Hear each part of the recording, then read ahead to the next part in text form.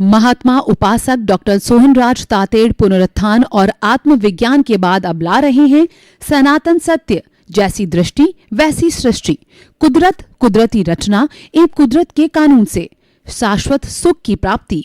Log in करें www.drsohanrajtated.com, YouTube channel doctor Sohanraj Tated, play store से download करें mobile app doctor Sohanraj Tated.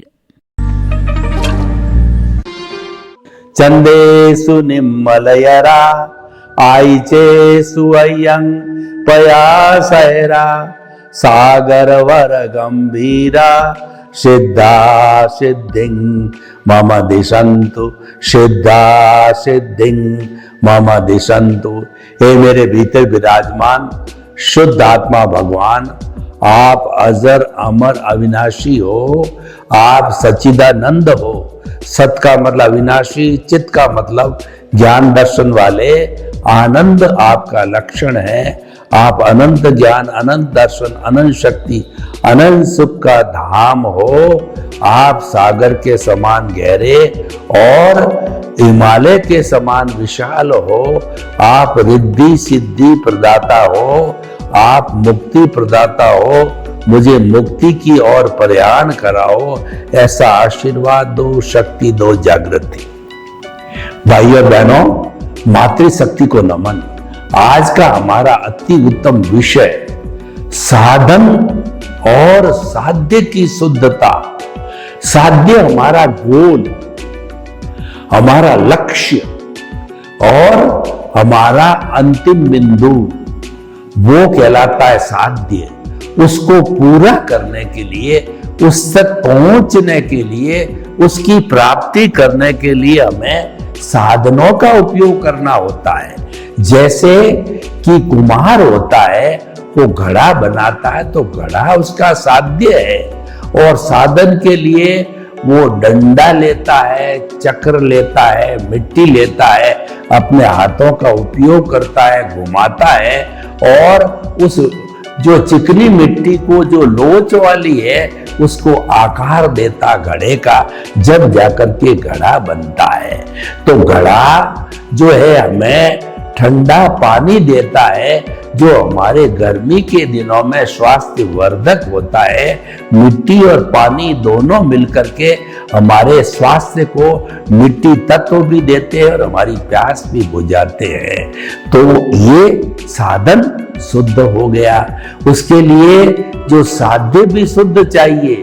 शुद्ध साध्य का अर्थ यहाँ हुआ कुम्हार एक्सपर्ट चाहिए, और जो डंडा है वो प्रॉपर हाइट का चाहिए, चौक टूटा हुआ नहीं चाहिए। सभी जो है साधन शुद्ध या परफेक्ट होने से घड़ा परफेक्ट बनता है। अगर साधनों में कमी रहती है तो घड़े में भी कमी आ जाती है। ये तो हमने एक भौतिक की बात कही, लेकिन अगर हम इसको जो है हमारे चेतना से जुड़ा हुआ जो है साध्य की बात करें, कि चेतना से जो है हमारा साध्य का अर्थ हुआ कि शाश्वत सुख की प्राप्ति करना। शाश्वत सुख की प्राप्ति के लिए हमें कई जन्मों तक जो है सम्यक तप करना पड़ता है, साधना करनी पड़ती है। और वो साधना क्या है कि आत्मा के साथ में जितना जितना अज्ञान जुड़ा हुआ है, अज्ञान के कई पर्यायवाची शब्द है। अज्ञान, राग द्वेष, मोह का संसार, क्रोध मान माया लोभ, और भी अन्य अन्य नाम हो सकते हैं, परंतु वे सब पर्यायवाची है। उनका नाश करना, उनका विनाश करना, ये जो है मुख्य हमारा कहना चाहिए कार्य होता है। और ये अगर विनाश हो जाता है तो हमारी आत्मा के साथ में ये जो अज्ञान जुड़ा हुआ रहता है जन्म जन्मांतर तक, अगर ये जीरो हो जाता है तो आत्मा अपनी फाइनल स्टेज यानी वह सिद्ध बुद्ध और मुक्त बन जाती है। तो भाइयों बहनों, हम आपको बताना चाहते हैं कि कोई भी हमारा साध्य लो। जैसे कि एक स्टूडेंट है, वो इंजीनियर, चार्टर्ड अकाउंटेंट, वकील, MBA कुछ भी पढ़ाई करना चाहता है तो ये डिग्रियां तो उसकी साध्य हो गई। और वो साधन क्या है? साधन है उस स्टूडेंट को जो ये डिग्री प्राप्त करना चाहता है उसको सम्यक रूप से पढ़ाई करनी होगी, रेगुलर है पढ़ाई करनी होगी। और परीक्षा के दिनों में अनैतिक साधनों का उपयोग नहीं करना, क्योंकि अनैतिक साधन उपयोग करेंगे तो वो साधन दूषित हो जाएगा, शुद्ध नहीं रहेगा।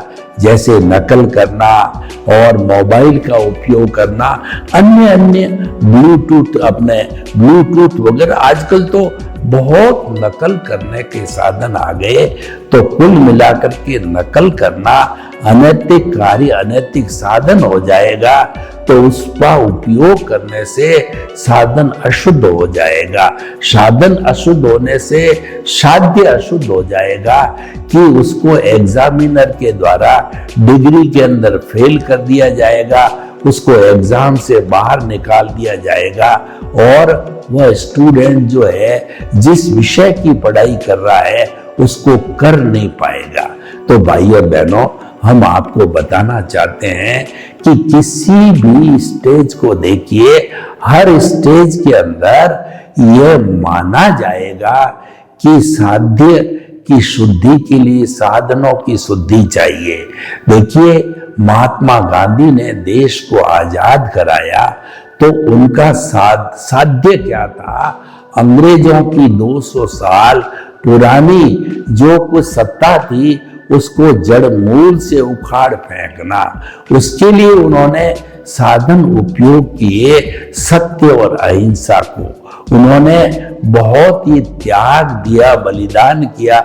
उनके साथ कई भारतीयों ने त्याग और बलिदान किए। उनके त्याग और बलिदान और उनकी साधन शुद्धि यानी सत्य और अहिंसा, बिना हिंसा के उन्होंने जो एक विश्व के सामने एक इतिहास रचा, विश्व के सामने एक उदाहरण प्रस्तुत किया कि अहिंसा और सत्य के बल पर ही, बिना जो है लाठी बंदूक और जो हिंसा के जो है, उन्होंने अंग्रेजों को इतनी पुरानी जो हमारी सत्ता थी उनको खदेड़ दिया। तो देखिए, उनका साध्य शुद्ध था, क्योंकि देश की आजादी चाहते थे तो उसके लिए साधन भी उन्होंने शुद्ध रखे, तो उनका कार्य की सिद्धि हो गई। अगर साधन अशुद्ध होते हैं तो साध्य भी अशुद्ध हो जाता है, यानी कि जो सफलता हम चाहते हैं वो हमको मिलती नहीं है। देखिए, भगवान महावीर की साधना को देखिए कि भगवान महावीर ने जब 30 वर्ष तक तो वो घर में रहे और उसके बाद उन्होंने दीक्षा ली। दीक्षा लेते ही जो है उनको चौथा मनोप्रयोग ज्ञान हो गया और वो मतिशुद्ध और अवधि ज्ञान माता के जब गर्भ में आए थे भगवान, तभी लेके आए थे। तो उन्होंने दीक्षा के बाद देखा कि मेरे पूरे कर्मों का जो वॉल्यूम है, कर्मों की जो इंटेंसिटी है, पूरे कर्म है, 23 तीर्थंकरों के कर्मों की गणना करूं और मेरे कर्मों की गणना करूं तो मेरे कर्म भारी है। तो उन्होंने ये हिसाब लगाया, क्योंकि वो अवधि ज्ञानी थे। उन्होंने कहा कि मेरे 12.5 वर्ष का समय है मेरे पास में और सारे कर्मों को खपाना है, तो मुझे जो है साधन शुद्ध रखने होंगे। तो उन्होंने अपनी दीक्षा के प्रथम दिन ही अपने उस शरीर को वोसरे कर दिया, यानी उन्होंने सहनशीलता की चरम सीमा पर वो पहुंच गए। वो जो है उपशम की साधना की चरम सीमा के ऊपर पहुंच गए। उन्होंने भेद विज्ञान किया, उन्होंने ज्ञाता दृष्टा बन गए, वो जुदापन की जागृति की उन्होंने। तो उन्होंने जो है अपने शरीर को वोसरे कह दिया, यानी इस शरीर को कोई तिर्यंच गति, मनुष्य गति और देव गति वाला काटे पीटे फोड़े तोड़े तो मैं इसकी रक्षा नहीं करूंगा। और वो आत्म प्रकोष्ठों के अंदर चले गए, यानी उन्होंने वेद विज्ञान किया और अपने स्वरूप के अंदर लीन हो गए। तो उसके समय में जो जो उनके कर्म उदय में आए थे उस समय में, जैसे कि ग्वाले ने जो है वो दोनों कानों के अंदर कीले ठोके और चंडकोसी सर्प ने उनको तेज डसा और संगम देवता ने एक ही रात्रि में 20 मारणांतिक कष्ट दिए। अगर एक भी कष्ट हम जैसे लोगों को मिले तो हमारी तुरंत मृत्यु हो जावे। भगवान जो है वो बहुत बड़े सहनशील थे, कष्ट सहिष्णु थे और संभाव वाले थे। तो उन्होंने उन सब कष्टों को सहा और उस कष्ट सहिष्णुता का प्रभाव ये रहा, संभाव का प्रभाव ये रहा कि उनका साधना का साधन शुद्ध रहा और 12.5 वर्ष की तपस्या की संपन्नता पर उनको जो केवल ज्ञान प्रकट हो गया और फिर 30 वर्ष तक फिर वो केवली रहे और हमारे को भगवान की जो है वाणी जो है सुनने को मिली। यानी कि वो सारी जो है भगवान की वाणी जिन वाणी बन गई और वो जो गणधर थे 11 गणधरों ने गुम्फित किया और हमें आगमों के रूप के अंदर वो वाणी आज भी जो है पढ़ने को मिलती है। तो भाइयों और बहनों, हम आपको बताना चाहते हैं कि आपकी सफलता इस बात में है कि आप सफल साधन के साध्य के लिए साधन हमेशा शुद्ध रखो, क्योंकि अगर साधन अशुद्ध होंगे तो साध्य में सफलता नहीं मिलेगी। ये हमें मान के चलना चाहिए। जैसे कि हमारे परिवार का भरण पोषण करने के लिए जीविकोपार्जन जो है हमारा साध्य है, उसकी पूर्ति के लिए हमें जो है कमाई करना पड़ेगा, फैक्ट्री लगाना पड़ेगा, ट्रेडिंग करना पड़ेगा, अन्य किसी भी चीज की हमको फैक्ट्री लगा करके और हमारे को जो है वो जो है परचेज, सेल, प्रोडक्शन और डिस्ट्रीब्यूशन और इत्यादि वगैरह करना पड़ेगा। इन सब बातों को करने में, इन साधनों का पालन करने में हमको ईमानदारी का उपयोग करना पड़ेगा, हमको नैतिकता का उपयोग करना पड़ेगा। ये ईमानदारी नैतिकता है, ये साधनों को शुद्ध बनाती है। Honesty is the best policy, साधनों को शुद्ध बनाता है। And dishonesty is the best policy, हमारे साधनों को वो गंदा करती है, साधनों को गलत बनाती है।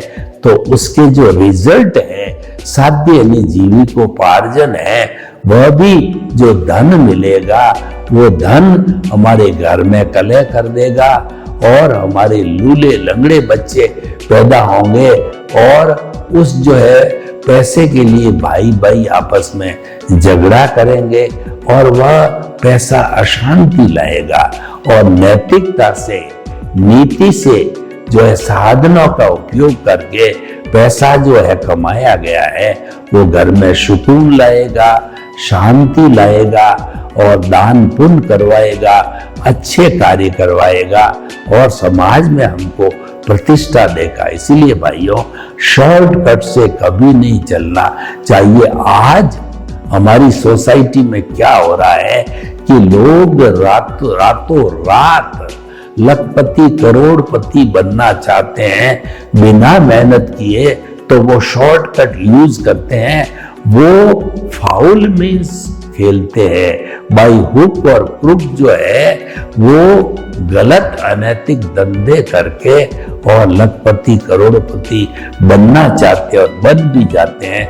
लेकिन उनका आश्रय, उनका जो है वो कहना चाहिए एंड बहुत बुरा है। जो व्यक्ति अनैतिकता से कमाता है, अनैतिकता करता है, उसका अंत बहुत बुरा है। इसीलिए कहा गया है कि जो है किसी भी चीज का प्रारंभ अच्छा है प्रारंभ अच्छे का मतलब वो नैतिक रूप से किया जा रहा है तो उसका अंत भी अच्छा रहेगा। इसीलिए अंत को अच्छा करने के लिए प्रारंभिक अच्छा रहना चाहिए, यानी जो है हमारे साधन है वो शुद्ध होने चाहिए। तो ये एक बहुत अच्छी पॉलिसी है कि शुद्ध साधन के लिए, शुद्ध साध्य के लिए शुद्ध साधन का होना भी जरूरी है। ये एक सनातन सत्य है, ये एक यूनिवर्सल ट्रुथ है, एक ये सार्वभौम सत्य है, इसको नकारा नहीं जा सकता है। आप किसी भी एंगल से इस सनातन सत्य को पहचानिए, क्योंकि ये सिद्धांत पर आधारित होता है और सिद्धांत कभी बदलता नहीं है। जो जो हमारे समाज की अच्छी अच्छी नीतियां, अच्छे अच्छे एथिक्स और अच्छी अच्छी बातें जो है वो हमारे पूर्वजों ने बताई थी, वो अगर हम उसका पालन बराबर करें, जैसे कहा गया कि नीति के अंदर बरकत है और जीविकोपार्जन करो वो नीति के साथ करो, अनीति के साथ मत करो और किसी के साथ अनीति मत करो, यानी अन्याय मत करो, किसी का हक मत छीनो और किसी के प्रति बुरा बर्ताव मत करो। जो आपको बर्ताव आपको अच्छा नहीं लगता है वह दूसरों के साथ मत करो। ये सारे जो है ये साधन है। साधन के जो है सदुपयोग से या अच्छे साधनों से जो है हमको अच्छा साध्य मिलता है, हमको सामाजिक प्रतिष्ठा मिलती है। और हम अगर भीतरी जगत की बात करें, हमारे निश्चय जगत की बात करें, तो हम भगवान महावीर के द्वारा बताया गया रास्ता, जो कि मुक्ति का रास्ता है, सम्यक दर्शन ज्ञान चरितार्थ मोक्ष मार्ग, ये साधन है। सम्यक ज्ञान, सम्यक दर्शन और सम्यक तप का उपयोग करें तो हमको सम्यक चारित्र की प्राप्ति होगी। देखिए, सम्यक ज्ञान क्या है, ये हमें समझना है कि अगर हम ये महसूस करते हैं कि ये जो शरीर है इसका मालिक मैं नहीं हूं, नो ओनरशिप, और इस शरीर का संचालन करने वाला मैं नहीं हूं, मैं तो निमित्त मात्र हूं, नो ओनरशिप नो डूअरशिप के फॉर्मूले से चलते हैं तो हम निमित्त बन जाते हैं और दुनिया के समस्त प्राणी मनुष्यों को हम निमित्त मात्र समझेंगे। यानी दुनिया का कोई भी व्यक्ति कर्ता हो नहीं सकता। कर्ता तो व्यवस्थित शक्ति है, साइंटिफिक सर्कमस्टेंशियल एविडेंसेस है, वह व्यवस्थित शक्ति, या मूल रूप से बात करें कुदरत की ब्रांच व्यवस्थित शक्ति है जो हम प्राणियों पर नियंत्रण करती है और कुदरत इसकी मालिक होती है। कुदरत के दो तरह के जो अंग होते हैं, एक तो व्यवस्थित शक्ति होती जो इंडिविजुअल पे शासन करती है, और एक कुदरत की प्राकृतिक शक्ति होती है, जैसे कि समय पे सूर्य उगता है, समय पे सूर्य अस्त होता है, समय पर रात आती है, समय पर तारे उगते हैं और सारा काम समय पर होता है, निश्चित रूप से होता है। तो ये जो है ये सारा कुदरत का काम है। यानी कर्ता तो व्यवस्थित शक्ति है, हम जो है कर्ता नहीं हो सकते। इसलिए हमें अपने आप को कुदरत का सफरर, यूजर और जो है गेस्ट मानना चाहिए। अगर हम कुदरत को, अपने आप को कुदरत का गेस्ट मानते हैं तो हमारे में निमित्त भाव आ जाते हैं। निमित्त भाव आने से हम जगत के सब प्राणियों, सब जो है मनुष्यों को निमित्त समझेंगे और उसके साथ में वो सारे निर्दोष दिखाई देंगे, क्योंकि वो तो जो हमारे संपर्क में आते हैं उसको तो कुदरत भेजती है और कुदरत भी हमारे उपादान के अनुसार भेजती है। किस व्यक्ति का किसके साथ में क्या हिसाब है, क्या लेना या देना है, इसका सारा निर्धारण कुदरत करती है और वो उस व्यक्ति को हमारे साथ भेज करके और हमारे हिसाब का चुकारा करवा देती है। यानी लेना होता है, देना होता है, डेबिट होता है, क्रेडिट होता है, उसका चुकारा कराती। लेकिन ये कराने वाली जो है कुदरत है, व्यवस्थित शक्ति है, हम नहीं हैं। तो हम तो निमित्त है, निर्दोष है और जो है अकर्ता है। और हरेक के भीतर शुद्ध आत्मा को विराजमान मानना चाहिए। समस्त मनुष्यों के भीतर विराजमान शुद्ध आत्मा भगवान को निर्दोष दृष्टि से दर्शन कर उनको नमन करता हूँ। तो उनको नमन किया जाना चाहिए। यानी हरेक के भीतर शुद्ध आत्मा प्रभु का निवास होता है और वो है वास्तव के अंदर, तो उसके दर्शन किए जाने चाहिए। यानी किसी के साथ में बुरा बर्ताव नहीं किया जाना चाहिए।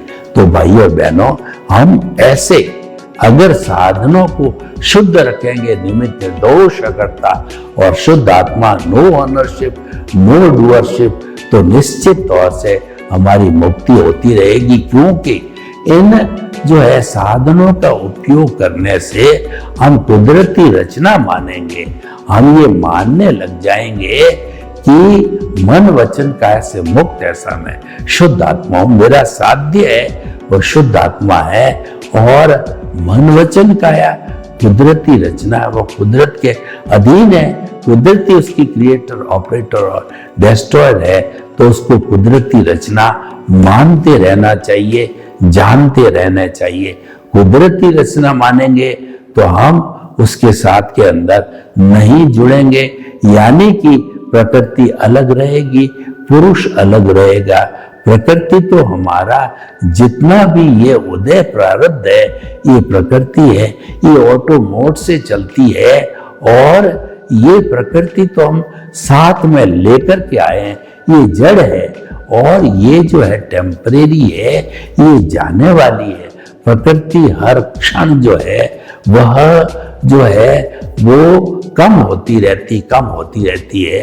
कोई भी सुख है वो जाने के लिए आया है। इसीलिए कहा गया है कि मन वचन काया तथा उससे जुड़ी हुई हर अवस्था मात्र कुदरती रचना है। अवस्था का अर्थ ये हो गया कि ये जो ऐसी कंडीशन है जो आने वाली है और जाने वाली है।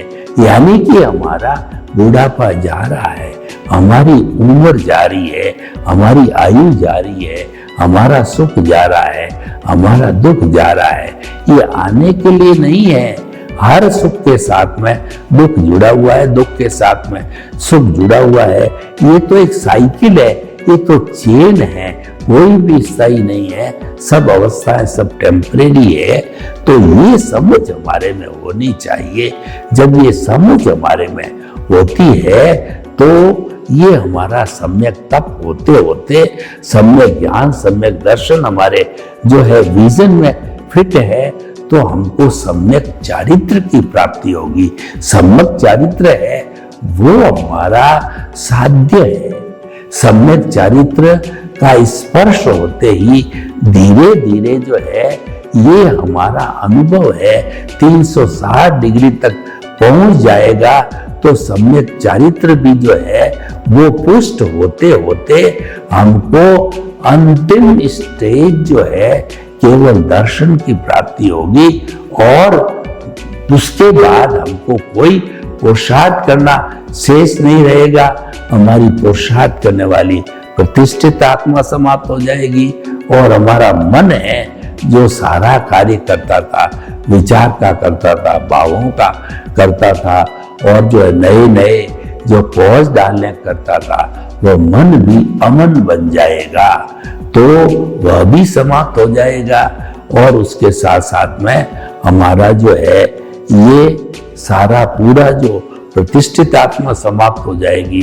तो मात्र जो है हमारा चारित्र हमें यानी हमारे स्वरूप की हमको प्राप्ति हो जाएगी और अज्ञान समाप्त हो जाएगा। इन सब की समाप्ति से हमको क्या उपलब्धि होने वाली है?